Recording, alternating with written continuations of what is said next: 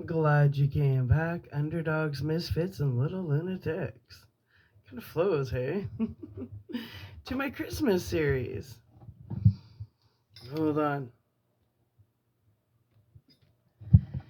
Welcome back to my Christmas series. Okay, so we're doing Christmas ghost stories, and this is story number two, and it's called Surprise View. Cool. Let's do it.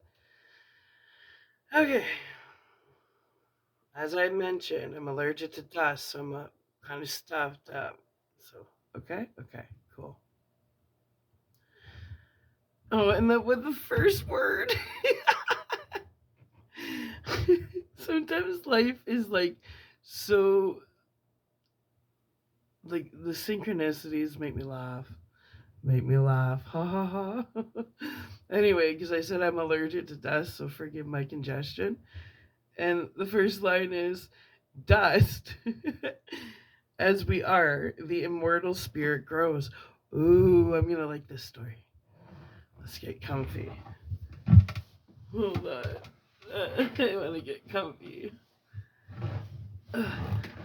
Put up my feet, rest my arm. Let's do this. Surprise view. Dust as we are, the immortal spirit grows. From the prelude, William Wordsworth. Early evening, but it's dark already, a winter's night. A wine bar in Soho, and a man sits nursing a balloon glass of red wine. He was once an English teacher and is now a banker.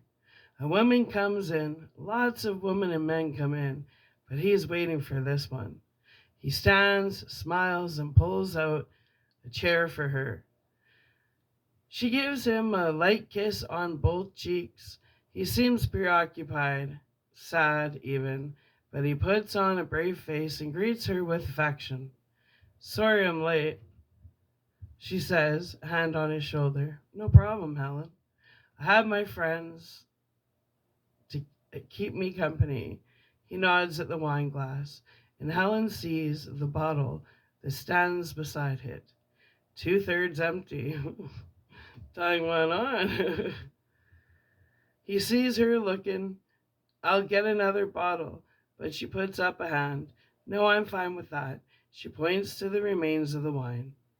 She probably thinking that her having some will stop him drinking it all himself. Ooh, I see where this story is going. They both sit. After a moment, she says softly, the wine.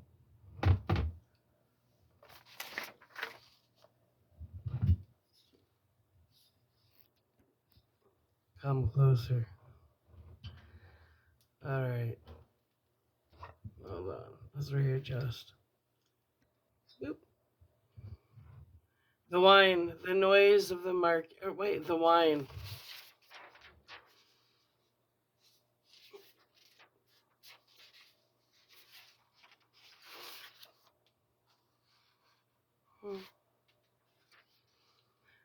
He sighs and shrugs. I know. I know it's been hard. I don't mean to nag, but alcohol is a medicine that turns into a poison. She's a psychiatrist, works for the South London and Maudsley Hospital Trust with patients who abuse alcohol and drugs. He smiles. You're my big sister. You're just looking out for me. He pours her a glass of wine and finishes the bottle himself, filling his glass with an apologetic but insecure smile. How have you been? She asks kindly. So so. She places her hand on top of his. I'm so sorry. I can't even imagine. His mouth goes tight. Neither could I. But I don't have to imagine now. He thinks he's being pitying and forces a smile. Realizes that's inappropriate. Then his face falls into emptiness. He wears an expression that neither expresses his feelings nor hides them. Helen says, She was lovely. It's so sad. Sad for both of them. Of course, she says softly, for both of them. The funerals are now over. Brother and sister know what happened well enough. So instead, they talk about his plans for Christmas. You're coming to ours, David, Helen says firmly. He grimaces. I think I'll go away somewhere on my own. I don't want to be at home. Please, Mike, please. Mike's looking forward to talking to you about football. It's the only mail company he gets. David rubs his eyes. I don't know. Silence. Helen thinks about the family Christmas.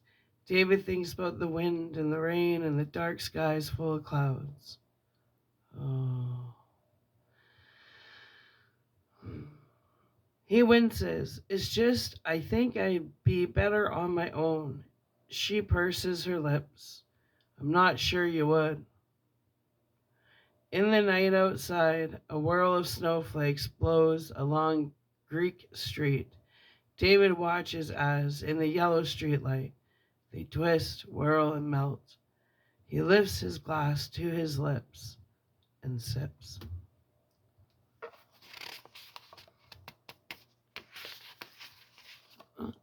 It's a sticking.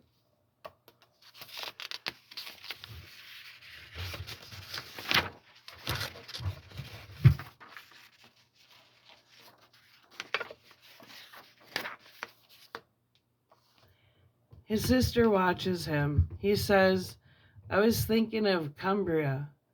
The Lake District? Yes, near Keswick. Borrowdale Valley. Among strangers? Strangers soon become friends. She used to say that. 2 days before Christmas, David has his room in the Borrowdale Hotel booked for a Christmas and New Year's package. He doesn't know if he'll stay for New Year, but you have to book it that way. Today he's walking up to the Watendalacht, Watendlath.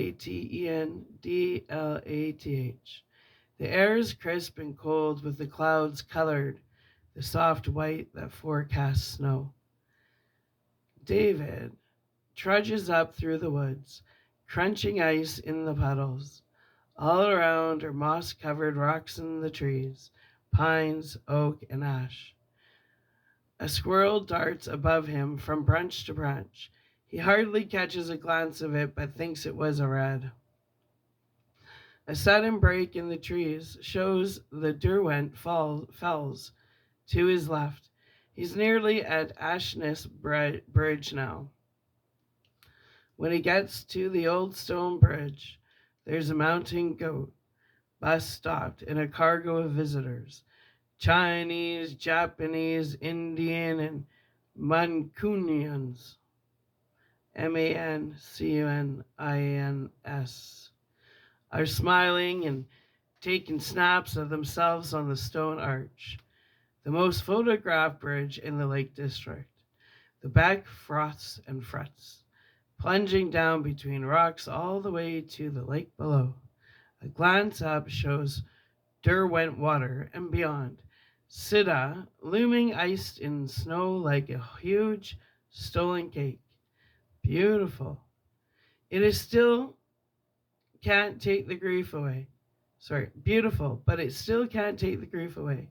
His wife was killed while driving at speed to see her son, who'd been rushed into the hospital with viral meningitis.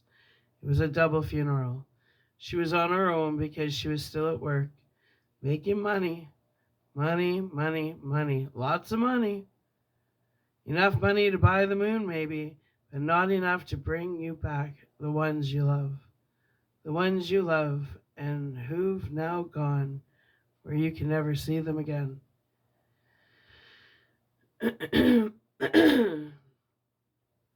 And then David re-enters the woods. The trees stand bare-leaved and stark in the still winter air, trunk after trunk after trunk. Mesmerizing. David walks through the trees and is surprised by the view. Surprise view. it is aptly named. The naked apron of rock is a popular beauty spot. It overlooks the lake far below and stands opposite the mountains, across on an echo of cold air. Beautiful. It is still, but it still doesn't take the biting, numbing grief away. The view of the trees just brings memories. The sound of the wind just brings memories. The smell of the damp earth just brings memories. And they were never even here, never in Cumbria. That's why he chose to come here. Never here and not anywhere now. David leaves the lake view and walks on. Again, lost in the trees, trudging over gravel and ice. His breath comes out in clouds. And then the snow begins to fall, not heavily, just a fluttering, just a touch of soft flakes that come spiraling down through the trees, landing on fallen branches and clumps of moss, dusting them with such delicacy, half melting, half remaining. Soft, soft, soft. The gentle caress of the snow on his face, the air becomes confiding and cold, wrapping the woods in silence. There's nobody here now. The tourists, like his wife and son, have gone. There's just his own breath, the feel of his heart in his chest, and the soft sound of his boots on the forest floor. He stands alone, the last man on earth, and then he sees the stag. It's seen him first, of course, standing 50 yards away. The magnificent beast, shaggy red-brown, with 5 tines on its antlers, watches him quietly. The stag stares impassively, and David meets its stare. The black of the animal's eyes draw him in. The world stops spinning. For a brief epiphany moment, the man, the stag, the universe are one, and David knows he's made from the same stuff as the stag, as the wood and the wind itself. A line from William Wordsworth's Prelude comes unexpectedly into David's head. I had melancholy thoughts and a strangeness in my mind, a feeling that I was not for that hour, nor for that place.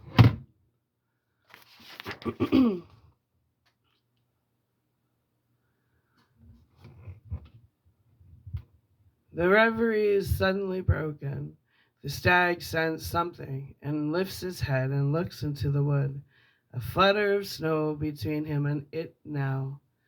Then the stag breaks into a trot and disappears further into the forest. David stands quietly, still transfixed. David stands quietly, still transfixed by what he has just seen and felt. From behind, he hears the sounds of a horn. As if from far away, riders appear. Slowly, they emerge from some dream of winter long ago. The horsemen pick their way through the trees, the clip, clump of horses' hooves, their snorts and billowing clouds of breath. Men and beasts look like ghostly in the falling snow, like the companions of King Arthur or John Peel. There are women on some of the horses. They come close but don't speak, drifting like spectros through the wood, the snow falling on them, not enough to settle but enough to land on cheeks and eyelashes. The riders go on in silence, the dogs trotting by the horses, and then a woman speaks from behind.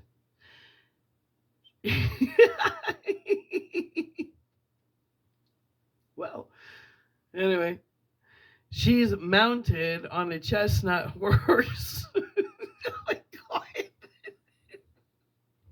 It's just the wording. Woo. Here we go. She's mounted.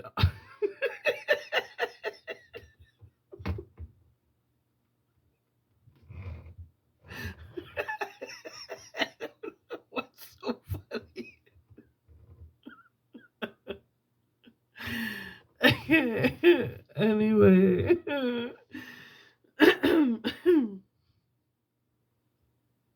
Yeah, well.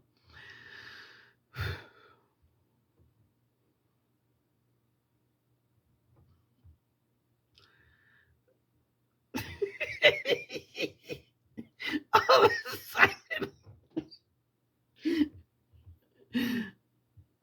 I heard no no no no no no no no no no no. See the word mounted and the stew just coming in my head. I just wanna be a dog. Hey, reset.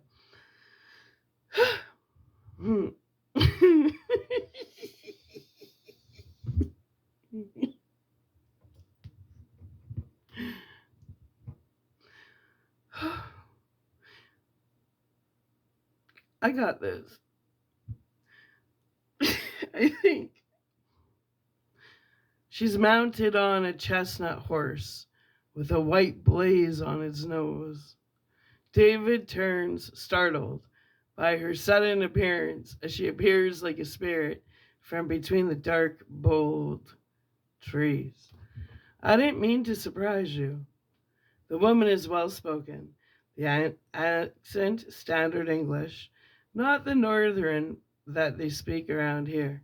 David says, "Are you one of the hunters?" He's prepared to get into an argument. The woman has long gray hair, pulled back in a ponytail. Her face is high cheeked, and she must be in her 60s, if not older. Her eyes, pale brown, look down on him, a ghost of a smile on her face. "No, I don't ride with the hunt," she says. "But you're on horseback." Her smile broadens. "It's not against the law." Something about her challenges him, and he still wants to argue. He's still angry. Isn't it dangerous riding among the trees, with all these rocks and fallen branches? The horse knows his way. There's nothing offensive about the woman, but rage boils in. But she's secretly a crazy one. Just kidding. Never mind. But rage boils in David's chest. The unfairness of her being so serene and him feeling like all his skin is cut away. He is prepared to shout about hunting, though she's no hunter. It's just a coincidence that she's riding in the wood, but it's crazy. Riding in a wood. She should know better. The woman goes on, "I live near here with my husband. He's a doctor." David waits. He doesn't know what to say. He wishes she'd leave. But then she says, as if she's been working up her courage, "There's always forever, you know." Yeah. David is irritable, unaccountably so, but the woman rides on, and he watches her go. He loses sight of her amongst the trees. Her strange departing words echo in his head. Later, he passes a house. It's old, made of Lakeland slate. It's called Grey Craig, and looks like it could belong to a doctor and a posh lady who rides horses through the woods. A Christmas tree glistens in the window, red and white and blue lights, gold tinsel twined among dark green needles. A golden star gleaming on the very top. David walks in. Back at the bar after his walk, he feels the glow of the fire. Standing there, he orders a bottle of wine. "2 glasses?" the barman asks. "1 will be fine." Then he takes the bottle and the glass and finds a table near the open fire, roasting his face in the heat. It feels good. It's the only thing that feels good. The fire and maybe the wine, but he drinks it too fast to taste it. It's an insult to an excellent wine to be gulped like this. But the liquor takes away his memories and his grief. For a while, at least. At least until 2 a.m., when he'll roll awake as if he's never slept, sweating from alcohol, weeping from a heartbreak never to be fixed. Wow. David stares into the fire, glass in his fist. A man appears next to him. "Mind if I sit here?" David grunts, "No." It's instinctive, but he looks around. There are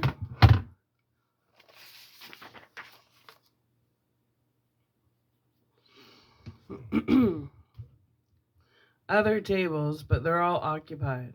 People are arriving for dinner, having a drink in the bar first. Are you having dinner? The man asks.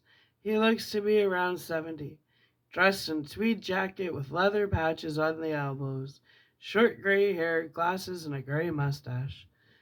David nods at his wine glass. That. Oh dear, says the man, overstepping the bounds of politeness, those unwritten rules meant to keep strangers from commenting on your behavior, no matter how self destructive. Sorry, the man says, extending a hand. David pauses, then unclamps his fists from the wine glass and limply shakes the proffered hand. David Beat, he says. The older man smiles. John Hand. He nods at the wine. Used to be my business, health. I'm a retired GP, general practitioner. Right. David says, my sister works in the field with addictions down in London. Ah, up here on holiday? Sort of. With your family? I don't have any family. It could have meant anything, but the doctor knows it instantly. He's gentle. Sorry. David looks back at his wine. You didn't know, not your fault. The doctor goes silent, and David, sensing the unspoken question, says, I had a son. He was 18. He died. My wife died around the same time. I'm very sorry to hear that. Again, not your fault. He takes another mouthful of wine. There is no time, you know. Nothing is lost if you look with your heart rather than your eyes. Really? David pushes his hand through the air. What does that even mean? The doctor meets his eye. I lost my wife in a riding accident. I'm sorry to hear that, David says. Oh, she was the one riding in this forest. Cool. He's staring in the fire now. She shouldn't have been riding there. I often told her when she... This is a cool story. When my heart broke, I didn't know what to do. I even sold the house. I couldn't bear to be there without her. I came and moved in here. David raises an eyebrow. To this hotel? Dr. Hand nods. I've been here ever since. That must cost you a fortune. I knew the original owner. He's dead now. But we had an arrangement, and I was fortunate enough that money was no object at the time. Nor to me. But it doesn't help, does it? Dr. Hand shakes his head sadly and looks kindly at David. He goes on, I came to see that all time is eternally present, and all of our memories, all of those we have loved, are as close to us as a whisper. We just don't perceive them. Nothing needs to be saved because nothing is truly lost. David says softly, it's kind of you to say that. I appreciate you trying to comfort me, but I feel so alone. I feel I've lost them forever, that they're gone, and I'm here alone forever. But that can't be so. Hand says, don't you see? David shakes his head and sinks into reverie. When he looks up again, the doctor has gone. Christmas Eve, no snow, but it's a bright, frosty morning. The desk clerk says, another walk today, Mr. Pete? You'll be very first. David says, I'll be back for dinner. For some reason, he slept better last night, and he feels lighter than he has since his wife and son died. At first, that seems like a betrayal, but he knows they wouldn't want him sad wherever they are. He walks a different way round. At last he finds himself in the wood where he saw the stag. He stands a while, looking out for it, the memory of her shared moment together, still fresh in his mind's eye, but the stag does not return. At Surprise View, he stops to gaze at the mountains and the lakes. You can see up the chain of valleys all the way to Scotland, clear and bright over the narrow sea. He feels strikingly, blindingly alone. But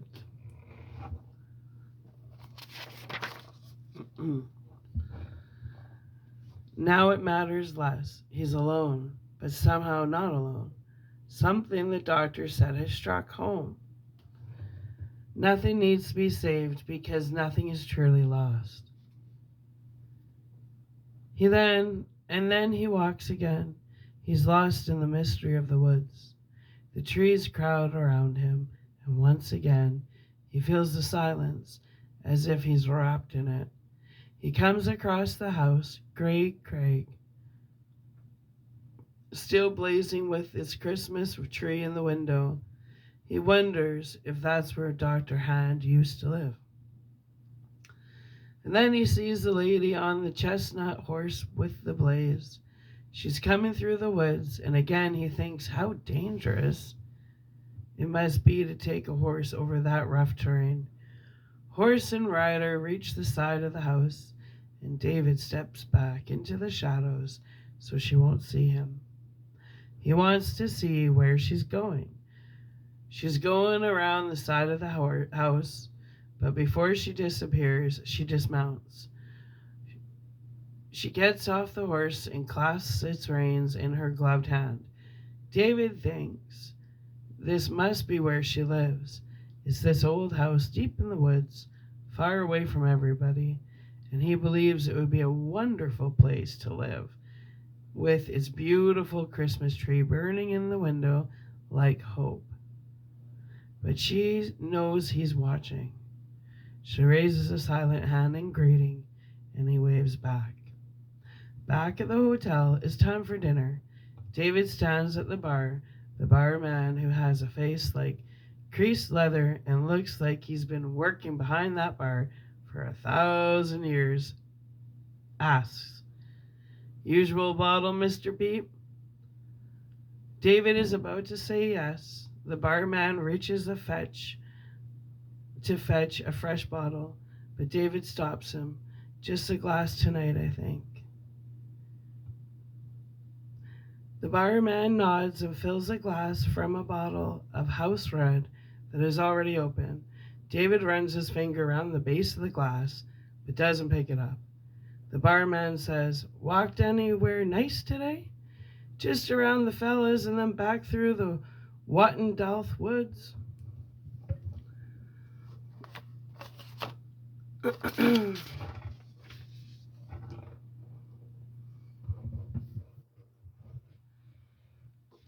"That's a nice walk," David says. "Yes, I saw a lovely Christmas tree in the window of the house up there." The barman raises an eyebrow. "In the woods?" "I didn't know there was a house in the woods." "Yes, Great Craig. It's a grand old building." The barman shakes his head. "No, it can't have been Great Craig." "Why not?" "The old house is in a ruin. It's been empty for 20 years. The roof's in and all." David grunts. "Really?" I just wondered if it had belonged to Dr. Hand, the fellow that moved in here when his wife died." "Dr. Hand? Dr. John Hand?" "Yes, that's him." The barman gives a surreptitious surreptitious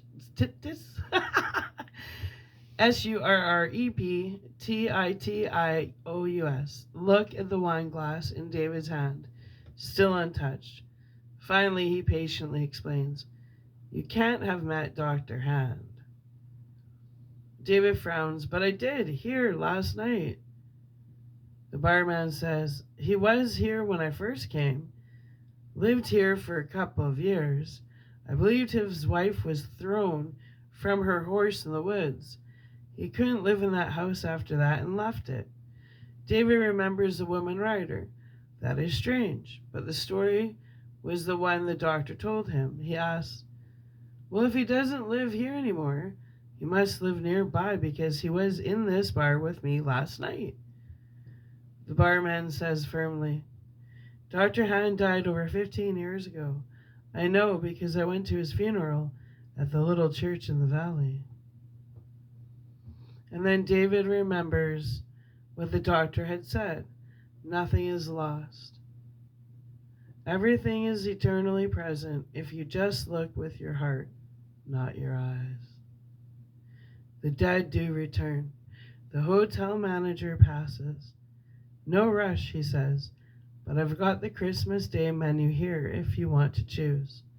David smiles.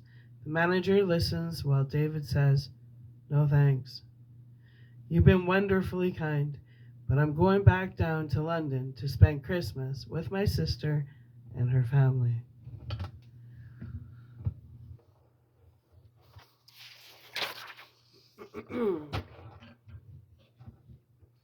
He leaves the wine untouched, but thou art with us in the past, the present with us in the times to come. There is no grief, no sorrow, no despair, no languor, no dejection, no dismay, no absence scarcely can there be for those who love as we do. William Wordsworth. That was a good story too. Glad I bought this book. All right, my little misfits, underdogs, and little lunatics. I'm going to upload this, and then the next story I will be reading is called North Sea 3 a.m. And I never said who actually wrote this, so I should tell you. Because so far, I'm so thankful I bought it. Like, it's really good. It looks like this. Christmas Ghost Stories, and the author is Tony Walker, and he's clearly British, I believe. But what a good book. Here, I'm actually really glad I bought it. And let me just read the back. Maybe a little bit about the author. He's got me hooked in. Okay. Tony Walker is a British author and narrator specializing in the ghost and horror story genre. He was born and raised in Cumberland, where he developed an early interest in local folklore and legends. After completing his studies in Celtic literature, he embarked on a career as a writer and a storyteller. Traditional Christmas ghost stories with a twist in the tale, perfect to read on a dark winter's night while wrapping presents.